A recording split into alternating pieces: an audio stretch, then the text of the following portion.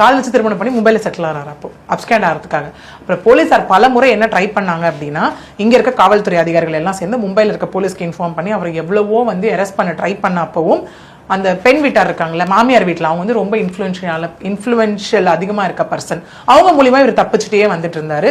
அப்புறம் ஒரு கட்டத்துக்கு மேலே இவருக்கு என்ன ஆகுதுன்னா 2017 இவருக்கு ஒரு விஷயம் தெரிய வருது. அதாவது இவர் ராக்கெட் ராஜாவை திருநெல்வேலி காவல்துறையினர் என்கவுண்டர்ல போட பிளான் பண்ணிட்டாங்கன்னு சொல்லி இவர் என்ன பண்றாரு அப்போனா ரொம்ப ஸ்மார்ட்டா டெக்னாலஜி யூஸ் பண்றாரு. இவ்வளவு நாள் பதுங்கி இருந்தாரு இல்லையா, வெளியே வந்து ஒரு வீடியோ போடுறாரு.